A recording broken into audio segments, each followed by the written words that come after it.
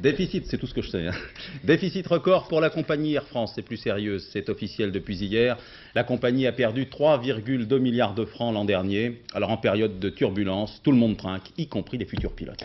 En 1988, il n'y en avait pas assez. Air France décide alors d'avoir sa propre formation. Aujourd'hui, c'est la crise, il y en a trop. 200 élèves se retrouvent sur le carreau. Reportage d'Éric Meunier et Michel Levasseur.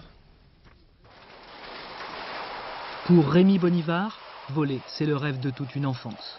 Une passion qui aurait dû tout naturellement le conduire dans le cockpit d'un Airbus 320 ou d'un Boeing 737. Car Rémi était un privilégié. L'un des élèves pilotes recrutés par Air France dans le cadre d'un très ambitieux programme de formation.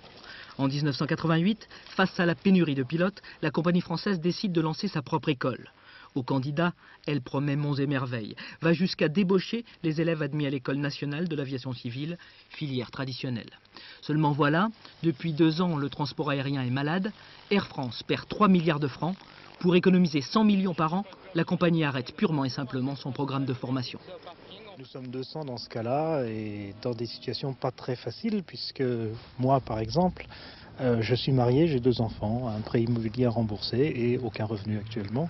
Sur 450 élèves en formation, seuls 140 sont aujourd'hui pilotes. 110 sont en contrat à durée déterminée au guichet ou au service des bagages d'Air France en attente d'éventuelles places disponibles. Pour les autres, leur seule exigence, finir leur formation. On pourrait trouver un travail soit dans des compagnies 3e niveau, soit dans des compagnies étrangères, de façon à pouvoir continuer dans l'aviation puisque c'était notre passion. À cela, la seule réponse d'Air France, attendre des jours meilleurs. Malheureusement, c'est pas une réponse, je vous l'accorde, mais malheureusement c'est déjà une situation qu'ont connue leurs anciens, aujourd'hui commandants de bord à la compagnie, qui ont attendu aussi 3-4 ans à la compagnie et qui malgré tout ont su franchir ces moments difficiles et nous rejoindre. Je dirais aujourd'hui le pari que nous faisons, c'est que nous retrouverons cette situation aussi pour tous ces jeunes. Le conflit est dans l'impasse. Certains de ces élèves pilotes sont tentés par une action en justice. D'autres, plus prudents, préfèrent la négociation. Air France pourrait un jour ou l'autre être à nouveau demandeur.